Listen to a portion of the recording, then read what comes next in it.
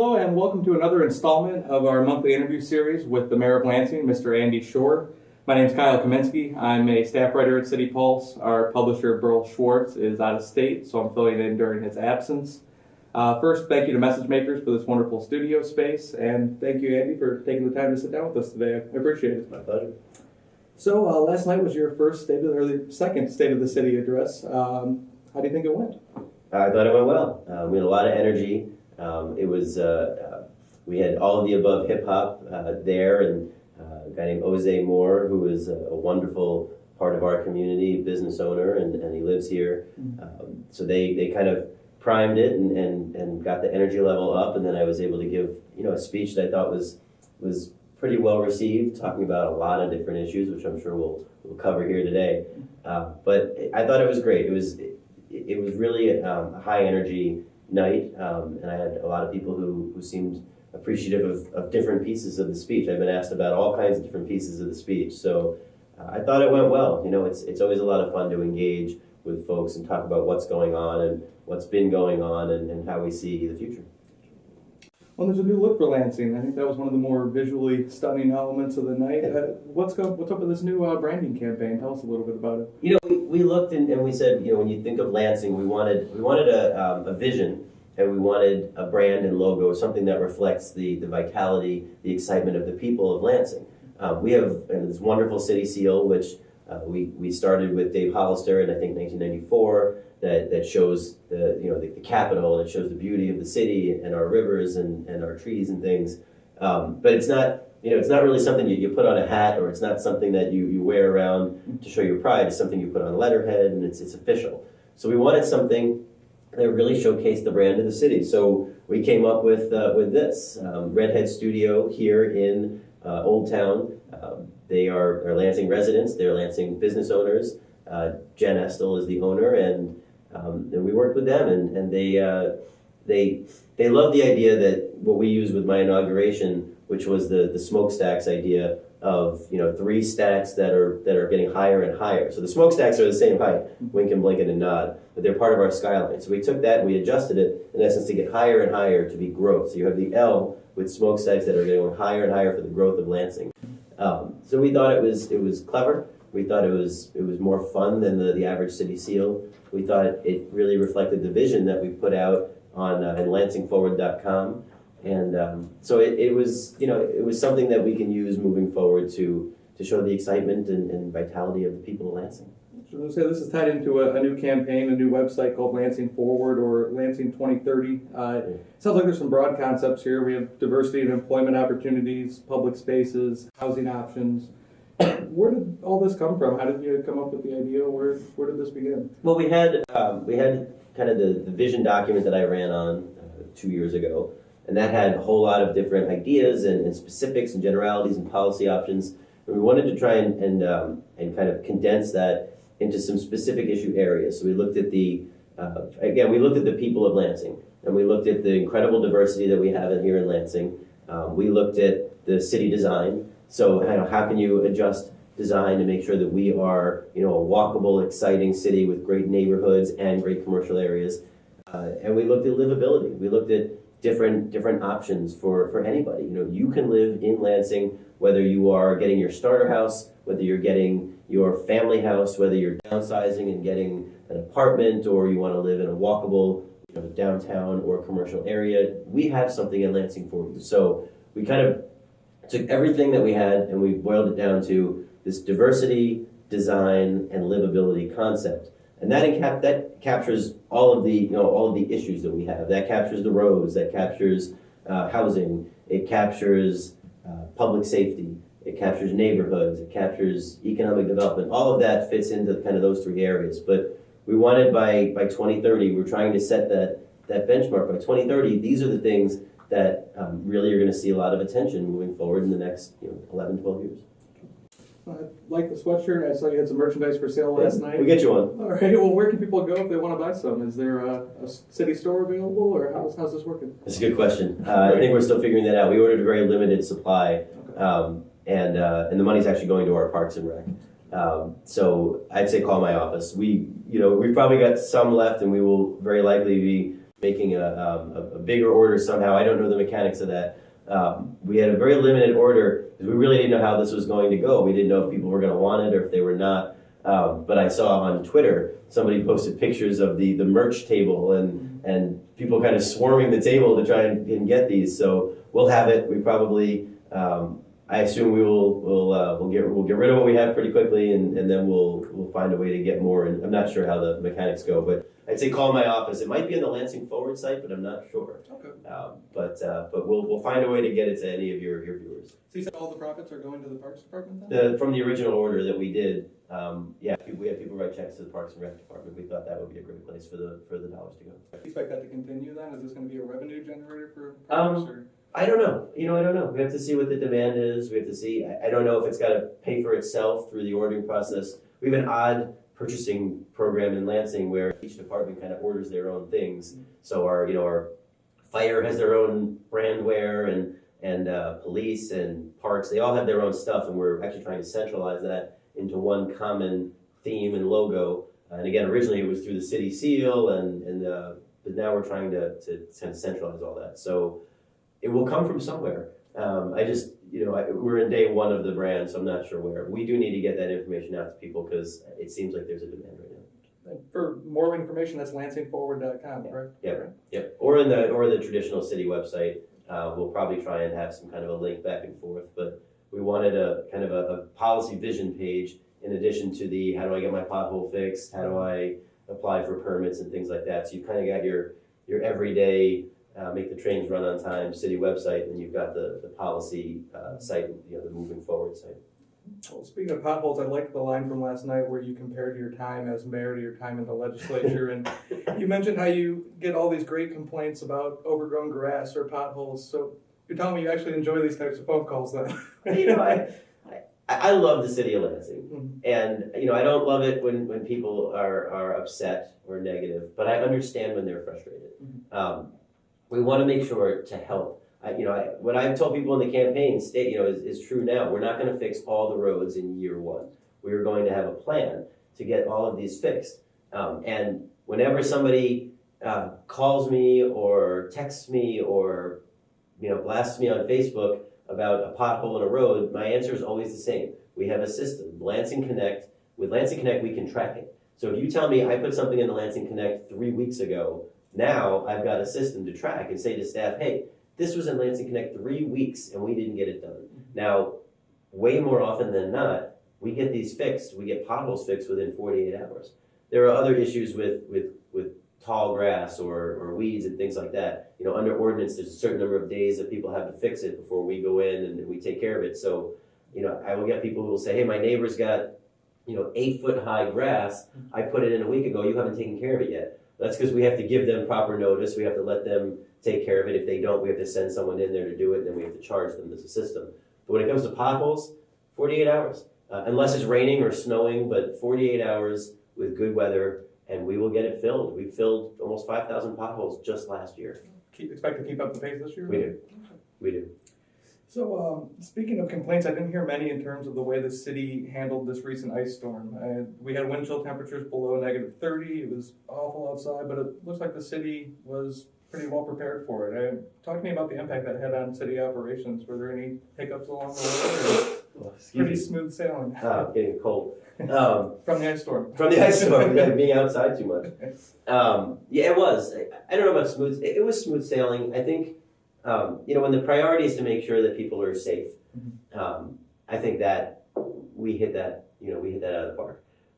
We were able to get anybody who was homeless in the region, not just in Lansing, but in the whole region. We were able to get those folks into shelter, and we had a kind of an advanced plan to do that with teams going out. There are some people who face alcoholism, who face mental health issues, who can't get into shelters and things because of the disease that they have, and that is unfortunate, and we are working on that. But we went to all of these places and said it's going to be -35 degrees out. You're going to get frostbite. You have to come in. And we had people coming into the Holy Cross shelter, to our new outreach center, to a variety of warming centers. We had people coming in who had not been there before, who knew that time was dangerous. So that worked it worked very well, to be honest with you. We were overloaded, we were over capacity, but we had the fire marshal going and checking to make sure things were safe. But we did what we had to do.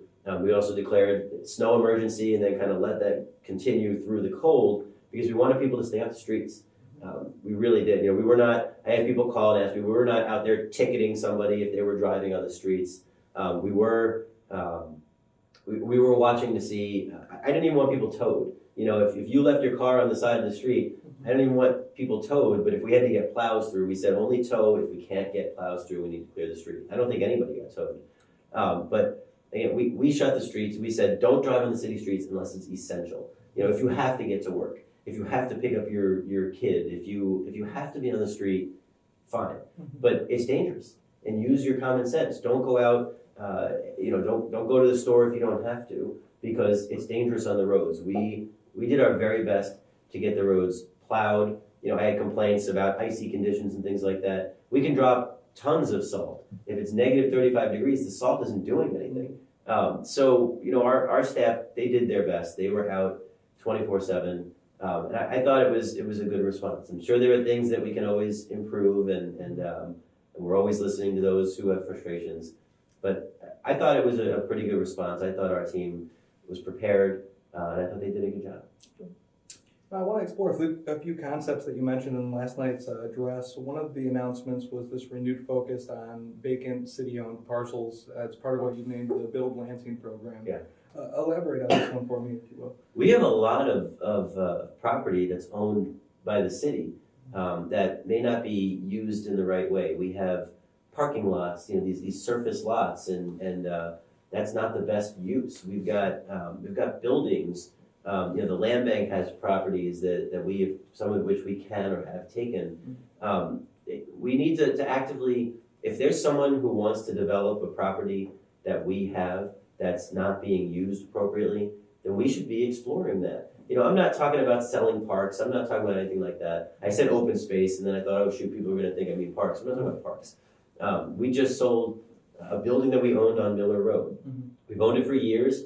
There was no reason for us to own that building. We put it up for RFP, request for proposals, and Capital Area Soccer League, they offered us, $125,000 over a series of years to buy that and use it for the kids. It's a win-win. The city doesn't have to maintain this property, gets a little bit of money, fair market value, and Capital Area Soccer League gets a building. We did the same thing with the Cooley Hayes House, which City Pulse was very involved with. We needed it to get rid of that. We wanted it to be done right.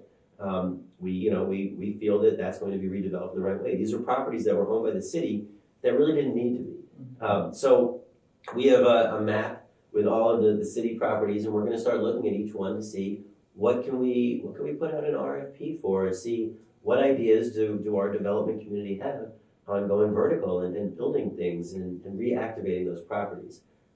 Maybe it works and maybe it doesn't, but we're going to try. We're going to say this is something the city doesn't need to hold on to for a poor use. Instead, let's get it redeveloped. Do we really have that many vacant, unused spaces in the city? We've got quite a few. Okay. I can get you the map. The map I have, it's got everything that we own. So if it's green, it's a park. If it's orange or whatever, or brown, it's a building. We've got quite a few. Now, if you combine with the land bank, we have a lot. And I know the land bank is actively trying to get rid of properties as well. We've got a school at Pleasant Grove and Holmes, beautiful old school. We have the old Holmes Street School. We have several parcels. Now, a lot of them are selling. The old school and then police station down on Cedar, that was a land bank property, and that recently sold. So a lot of these are selling as we have developers who are looking to do work in Lansing, and that's good. That's all part of the program, so we'll work very closely with the land bank, and we'll look at what properties we have. Are there any particular projects that you're most excited to get an RFP out on? Any parcels that you think are dying for some development? We have a few surface lots and things like that. We've got people who park there who are always real nervous when we say we have surface lots, but a lot of that can be reactivated. We look at that along with kind of how we have our parking system, we have our decks, and we prefer we want to have appropriate parking space, but to have random surface parking lots all over the city, it's just not a good use of the land.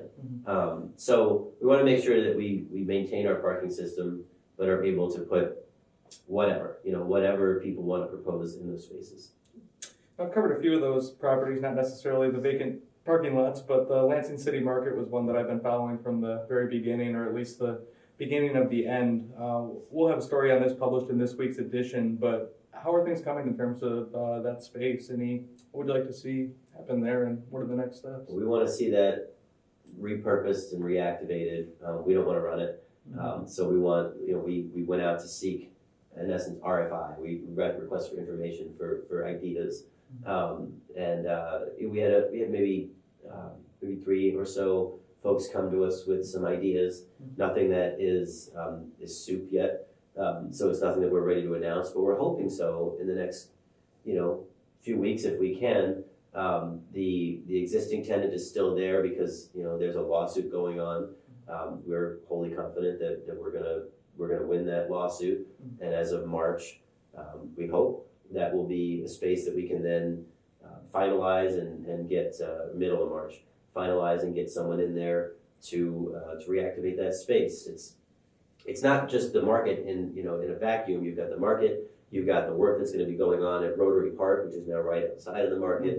So there's a lot of activity going on in that area. Realistically, this summer you could see a lot of work and construction going on there, and that's disappointing because we wanted something there for the summer, which is when you can really activate it. So we're talking about maybe we do food trucks or something else in that area. But you will see, the updating coming with all of the work that's going on the riverfront, and hopefully we'll see work going on in that building to repurpose it. But we're just not there for a final decision yet. We know we're on the clock, and we'd like to have something again in the next few weeks as the court date comes in mid-March, and be ready to go. Next month coming up then. Yeah. So you also spoke last night about corridor improvements since you've taken office. I know Imagine the Avenue is going out right outside of our office. There have been other examples, but it sounds like we can expect a similar visioning process along Martin Luther King Jr. Boulevard in the southwest side and Grand River to the northeast. Yes. Is it any timeline for? We are in Lansing. We have 2 corridor improvement authorities. We've got one on Michigan Avenue, and we've got one over on Saginaw. And really, the first step for those was to put people on those boards and get those boards going. That they're kind of on step 6. We want to create similar boards, corridor improvement authorities, which will have residents and business owners and others who can look at MLK, basically the highway, probably the highway to the highway. Roughly 496 to 96, to look and see what can we do there. How can we energize that corridor, mixing in with the opportunity zones that I talked about last night. Also, we've got developers who are now looking at that area because they can use an opportunity zone to redevelop some of that. So down MLK and Grand River up by the airport, we want to look at both of those areas, create corridor improvement authorities, utilize the opportunity zone status to try and bring in some development in both of those areas. So we're at the starting point. We just shot the gun and the runners took off, and we're at the starting point of creating what the district looks like. Then we'll create the boards and populate the boards, and then count on many of these people who live and own businesses in the area to figure out what more can we do to reinvigorate these areas. It's working on Michigan Avenue. We have more work to do on Saginaw, clearly, and then we'll start that process on Grand River on the north and on MLK in the south. You're also tasking the team for more ideas for the downtown area, right? Yes, the DLI, the Downtown Lansing Incorporated, they do everything in the downtown as part of our principal shopping district, and I've tasked them to do a visioning plan. What more can we do in the downtown? We know that small businesses, it's hard to sustain a small business. They will come and they will go. We've made many announcements. We've had a few close and a few move, and we know that's the natural progression. But what more can we do in the downtown? What festivals can we have? What gathering of people can we do to increase the more energy in the downtown? We have a lot of people that are going to be living downtown that weren't before. As different properties come online, different housing comes online. As we increase capacity, we need to have more to do. In my ideal world, every weekend we'll have something to do in Lansing, whether it's in Old Town, whether it's in Rio Town, whether it's in the downtown, Michigan Avenue. Each of our commercial districts will have something to do, And for the Downtown Lansing Inc., we want to make sure that they are part of that structure. And this will just continue on some concepts that are still in the making. I wanted to check in and see how things are going with the Red Cedar project. I haven't heard much about that lately. It's in progress. We the development agreement was passed by council a few months ago. We're working on a brownfield plan. As soon as the brownfield plan is done and the numbers all work, and we know that that the project is financeable, which I hope to be soon, then there'll be a big announcement, and they'll start.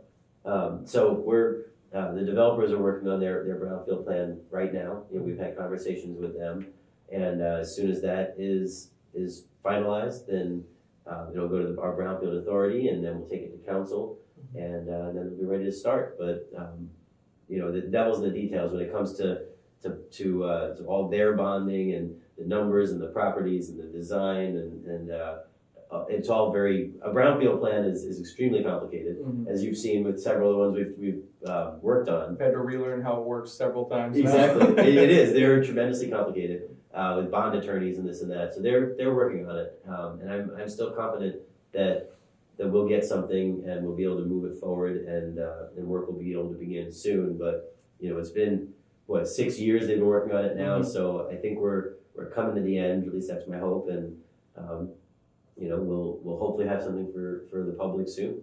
When you say soon, do you imagine shovels hitting the ground this year, or how far off do you think? I hope so. I think so. I think so. I think that there could be some kind of shovels in the ground this year, but I just don't want to make any guarantees until I see what the plan looks like. Another one is Pat Gillespie's Hotel Meyer combination over at the corner of Michigan and Larch. I see every now and then I see some contractors over there doing something, so there's some slow movement on it, but it sounds like it's coming together as well. Yeah, he tells me that they're starting to do preliminary work right now. There's a lot of contamination; they have to clean it up. But we passed their brownfield plan through the city. The state gave their incentive package, and it's what he needed. So they're basically ready to go. They are doing some work there now, and I think there'll be a groundbreaking of some sort. But that property is contaminated significantly, so they have to do a lot of the contamination removal. I think their drop dead deadline is September of 2020. So they'll do the contamination cleanup and then start going vertical, through the end of this year and into next year. But probably 12 to 15 months or whatever it is, we'll have a new grocery store, hotel, and housing. So it's exciting. It's right next to my apartment, so I'm excited to go downstairs and go grocery shopping right there. But that's the whole concept. That's what we heard in Grand Rapids. People were like, "Yeah, I can just go downstairs and I can shop and bring it upstairs." And the thing that they didn't do in Grand Rapids was the hotel, and they said it was a big miss. So we're doing that. We learned from what they left out, and we put it in. But so we're happy to provide for you. Oh, thank you. Well, speaking of changes to the downtown area, you said in the next 18 months we can expect these one lane streets to shift down to 2 lanes. Then Yeah. Talking Capitol Grand, Ottawa, Allegan, Pine, and Walnut. Yeah. I haven't heard much discussion about this before the announcement. Where did this come from? Can the mayor just climb up on the signs and unscrew the one-ways, or how does this work? I wish it were that easy. It's something that, the city, we converted several streets to 2 ways. The city did 15, 20 years ago. It was maybe in the 2000s. And, the one-way streets are an interesting idea. They did them, I want to say in the 60s. The idea was to have this Capitol loop where you could always get around the Capitol. But it doesn't really work.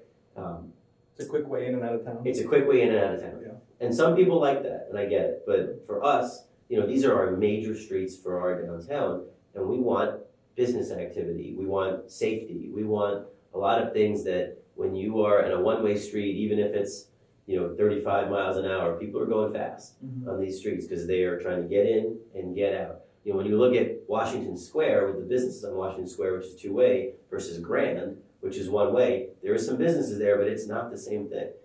It is not the same commercial activity that you can get on a Michigan Avenue that you don't get on a Grand. So we'd like to see them converted. When I was knocking doors, I heard a lot of people talk about one-way streets and the frustration of one-way streets. And again, you have people who are walking the downtown, you have kids, and these are fast-moving streets. We'll still have ways to get in and out of the city. You still have 496. You still have Saginaw, Oakland, and Cedar in Pennsylvania. But these core downtown streets, we would very much like to see them be two ways. It was just a matter of the funding. It was about $3 million to change the signal technology. You have to change the signals, and it's not just turn them, but it's signal technology. You've got, everything's going one way, so you have to change one side of the street. You have to make sure the access points work. For some of the east-west streets, you have kind of ending barriers that have to reconnect. Two of them are state streets, and they're not even ours. So there were a lot of pieces to that equation, and in the supplemental appropriation from the state at the end of last year, they provided the funding for us to do this. So now we will have the signal technology that we need. It's going to be a signal technology that can be used for autonomous cars, which will be the first time anywhere in the state. So that will be an advantage to the capital city. So we will use all of that. It'll take some time. We want to let folks know. We don't want to just do it. We want to talk about it with the community. You've got college students who are coming into town and leaving. We think probably over the summer is the best time to do it. But this summer may be too quick because we won't have the infrastructure in place. We have road projects that we're working on. Capitol needs to be resurfaced very badly. So we're going to try and match our road projects with the conversion. So there are a lot of pieces to the equation, which is why we said 18 months. So we expect it'll be next summer sometime. But people are really excited for it. Most people are really excited for it. What about the area over by LCC? I can imagine some congestion if that were to switch to 2 lanes. I've heard some people talking about that. Well, LCC, we're working with them. They're taking down that parking garage. Okay. So they've got a new parking infrastructure plan. So without that parking garage, you don't have to worry about kind of the one-way access. And again, that's happening over a series of months. So we're having conversations with LCC. We're having conversations with Accident Fund because they're right at the Shiawassee Grand Corridor, although they're on the side that would continue to be the same one way or the same way. So we're having conversations with a lot of those. But when we applied to the state, when we started talking to the state, we had 18 or 20 businesses, business owners who sent us letters of support. Who want to see this. You've got that Barry Amos property that's ready to be redeveloped by Ron Bogie. Pat Gillespie has his property in that area that will do very well when you have two-way streets that slow down the traffic, that incent a business atmosphere. So you have a lot of business owners that were pretty excited about this and want to see the conversion. But again, there are those who had questions like LCC, and we sat with Dr. Knight where we work with them to make sure that the students understand how to get to campus, that we work through their parking plan, and we're not screwing up anybody. So we'll work with all of the parties involved. Any thoughts about shifting any of the existing 1-lane streets to 2 lanes? I'm not sure if the city has any jurisdiction over Oakland and Saginaw, for instance. I would love to be honest with you, but those are a little more challenging. We've had conversations with State MDOT about Saginaw and Oakland. I would very much like to see those two-way streets. The challenge more is when you get over by 127, the access point to the highway. As Saginaw becomes kind of Grand River over to 127, and that's all one way, they have one-way access to the highway. And MDOT was not thrilled about spending a lot of money to change that. I'd love to see if we can make them 2 ways and then back into one way, but it's just a lot more complicated. So I think that once we're able to get these 6 streets done, that's on my list to look at next, but it's a lot more complicated. Again, when I was campaigning, I met with the West Side Neighborhood Association, and we talked about converting, and I told them, and I mean it, I am fully supportive of converting those to 2-way streets. Again, it'll help to reactivate kind of the business atmosphere that's on both of those streets. But that is a challenge that will probably be further out in the future. Sounds like it'll be easier, at least for an adjustment for local drivers, to switch from 1 lane to 2 or 1 way to 2-way, because it's kind of a rite of passage. You move to Lansing in the first couple of months, you always make the wrong turn on a 1-way street. Always. I know I did at least once. Yeah, I think once a week or every other week, you see someone going the wrong way down the 1-way street. Quick turnaround. Yeah, and one of the questions we had from people was, well, if you do this, aren't you going to really surprise people? And the answer is, people coming from out of town, they don't really understand the 1-ways anyway. We won't surprise them. We'll actually give them what they expect. Sure. Those who are here now, we have to explain to them how the shift is coming, what it's going to look like. But those who are coming new to Lansing, I think they won't see a difference. But there's some other things coming in terms of traffic flow, including parking. I understand that there's a smartphone app being developed that would allow people to pay on their phones. I think that was the biggest applause I got last So I night. can take the quarters out of my car then. That's right. Not yet, but this summer. Gotcha. Yeah, we've been working on quite a bit of parking. If you park in our garages, you see the extreme makeover signs. We're trying to change the technology, update the technology in the garages, but the next step of that, which we hope, middle of this summer, somewhere around there, July-ish, there will be a smartphone app that you can park on the streets in the downtown and use the app to pay. So we're envisioning a zone system like they use in Detroit. So we've got kind of those machines now, so you can get out of your car and use the machine if you want, but you can just pull up and bring up the app and type in, zone 6, put in your license plate number, and now you've paid. There'll still be time limits and things like that. We still want to move cars through. We don't want just one, all the same cars taking up those spots for the whole day. We want to move customers through for business owners, but you'll be able to use your phone and you won't have to carry around change. And I know I'm excited about that. Part of parking is obviously about enforcement. I'm wondering when we'll see the 2 to 5 a.m. restriction on parking actually enforced in the city. Well, the 2 to 5 a.m. it is enforced through complaints. Mm-hmm. Right now, our police officers are doing a whole lot. We don't have kind of the parking enforcement staff on 2 to 5 a.m. They are on during the days. Nighttime enforcement comes through our police officers. And the question is, would you rather have them enforcing 2 a.m. to 5 a.m. or would you rather have them answering calls for crime? Mm-hmm. It's an issue. But when we get complaints, and I tell people this, if you get a complaint, you send it in. As officers are in that area, they will ticket anybody whose car is on the street. I have seen cars ticketed on my street. It happens as they have the ability to do it, but it's all a priority. One of the things that we are exploring, City Council passed earlier, mid last year, this parking permit system. So we're exploring where we want to do that. If we say between 2 a.m. and 5 a.m. you can pay for a permit to park on the streets. If we do that, then people will only pay for a permit if they know that others are getting ticketed. Mm-hmm. The money that we bring in through those permits can pay for specific parking enforcement officers that can then drive around 2 a.m. to 5 a.m. and enforce the ordinance. Now again, from your viewers, you're going to have people say, well, why do we even have that? Mm-hmm. The answer is we have it. We have it. Some people love it. Some people hate it. We do want to make sure that there are cars that are off the street. We have to do street sweeping and things like that. But we have it. It's an ordinance. But we're very much looking at this permit system, and we may do it in certain areas of the city.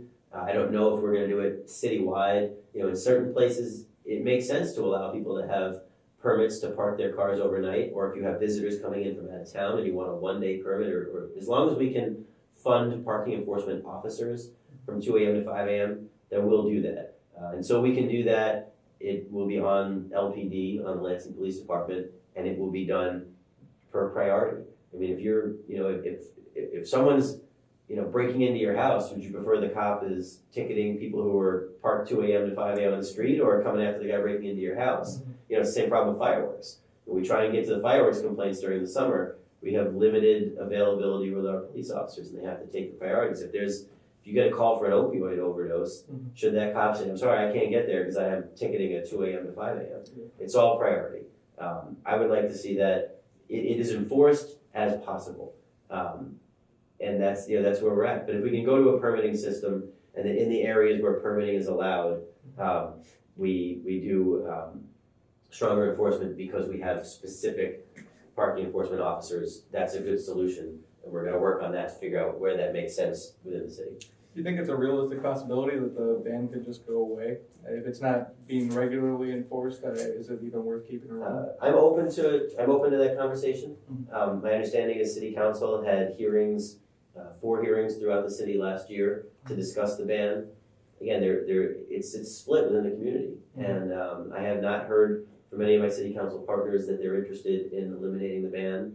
I'm open to it. I'm open to it as long as the days when we have to plow or we have to street sweep, those days we can get those done. But I'm completely open to it. It's just it's a big issue in the city, and there's a big divide. I think in some areas of the city it makes sense, and in some it doesn't. If you live, I lived in the Forestry neighborhood for years, and the streets are wider. In that neighborhood, is it a big deal if someone parks on the side of this, on the street overnight? Probably not. As long as you're not blocking in your neighbor's driveway, or your neighbor can pull out. Probably not. If you live in the east side, if you live in the west side, the streets are a lot more narrow. You have to wait to get around to even get down the street. Yeah. Well, and the even bigger issue is, what if we have to send a fire truck down the street? So that's the issue.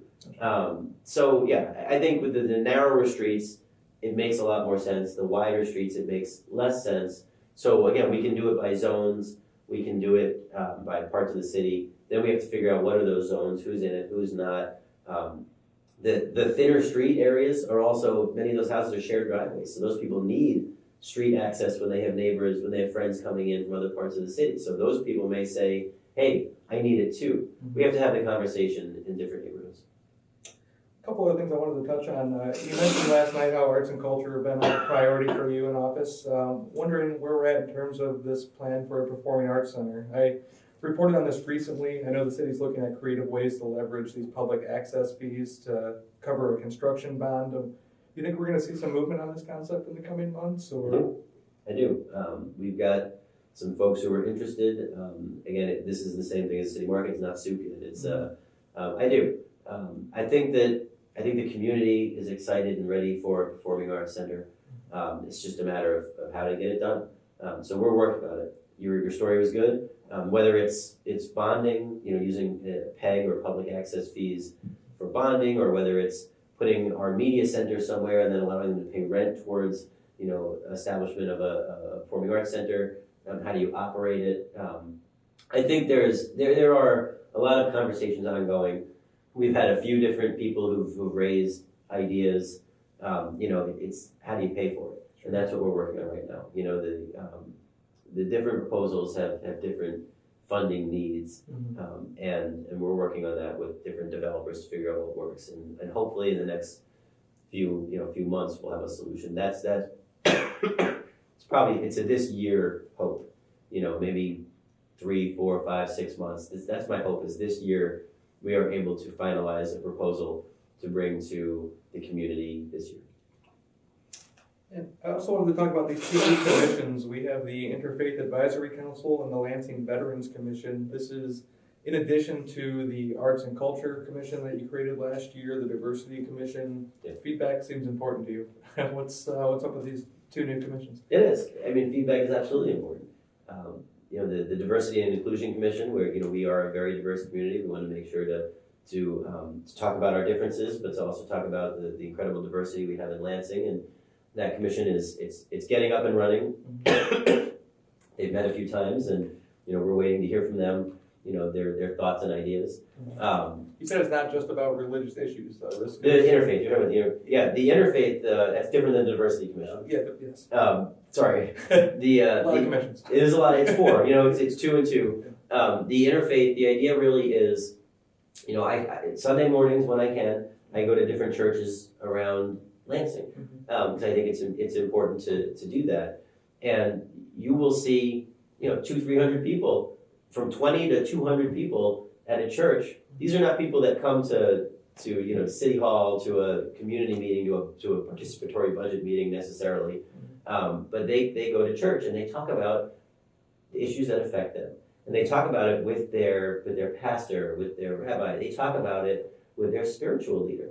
So I meet with the clergy forum. I meet with spiritual leaders to hear what are they hearing about the city. Many of them live in the city. Many of them, are doing a lot of work in the city. And instead of kind of having to go to these different areas, we thought, let's bring together many of these spiritual leaders who are also thought leaders in Lansing and hear from them what they're hearing from the folks that they talk to on Sunday and every other day of the week. So that was a commitment that I made early on that I'm going to honor, that we are going to listen to the faith community, not about religion. I don't want to hear, we're not mixing government and religion. We're not listening to say this is what, the Lord wants or this or that. We're listening for societal issues that are going on. Many of these churches have have social programming. You know, I know there are churches that have mentoring programs and churches that have programs to help out the neediest and the homeless and the shut-ins. Those are important pieces of the city of Lansing and our social services that we need to connect with them. We do work with them right now with our human relations and community service. We do work with many of the churches that are doing social service work. We had churches open when it was really cold as warming centers. You know, we had one that was open through the night to bring in any of the folks who wanted to come in. So they're doing a lot of that work in the city. We need to engage with them. So our Office of Community and Faith-Based Initiatives will work with a variety of the clergy and others on social issues. And then the Veterans Commission. Same concept. Same concept. Tapping into the veterans community. Yeah, and giving them a voice. You know, both my years and even before, you know, I've been to the Memorial Day service that we have at out at the cemetery. And then we do a Veterans Day service. You know, and they're very small, intimate events, mostly for those who have served. And we need more. We need to be able to engage with our veterans, to be voices in our community. So we're excited to set that up. The former police chief is gonna chair that, and you know, we're gonna open it up to their thoughts and opinions. Very cool. And finally, I'd be remiss if I didn't check in on plans for a new city hall. Any developments there at all? It's still in progress. We're actually, you know, we're having more conversations. We talked about it. Burl and I talked about this last month. You know, we're having conversations about what it should look like. You know, and I mentioned the decentralized, and you guys wrote about it. You know, what should it look like? What should be there? Should it be a customer service center? Should it be a shared workspace? Should it be one place that people can do all things government? I think as we look at what it should look like, that'll help drive what we want to build. You know, how much spacing is needed? Is it all cubicles or is it an open floor format? I want to figure out what the design needs to look like. We know that we very likely have to add in courts and a lockup, so we have to figure out what the cost looks like. So if the design can reduce the cost, we can add in the cost of the courts, the lockup, and whatever the new design is. Then we can look at the proposals we have. We can be outside the box and see if there are other areas that we can look. So again, I'm hopeful in the next few months this is something that we can continue to work on and be done with. But I think until we really know the design, we can't decide on where until we know the design and the cost. You know, if the cost is $50 million, that's probably too much. If the cost is $30 million, and that's what we can get when we sell the old building and then use tax increment financing, then we're in the game.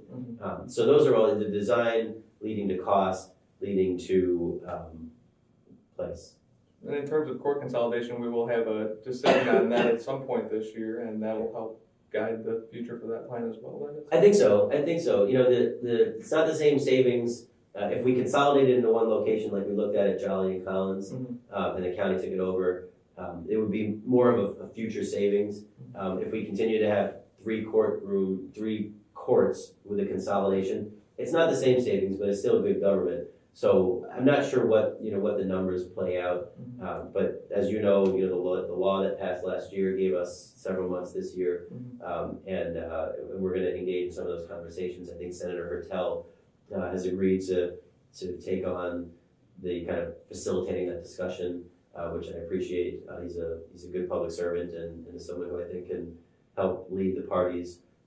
So yeah, we're going to continue to have those conversations. Very good. Well, I think that just about covers everything I was looking to talk with you about, unless there's anything you wanted to add, or? No, I think you hit on a lot of things. Awesome. Well, hey, thanks for joining us this week, and be sure to tune in next month. Burl Schwartz will be back, and pick up a copy of City Pulse today.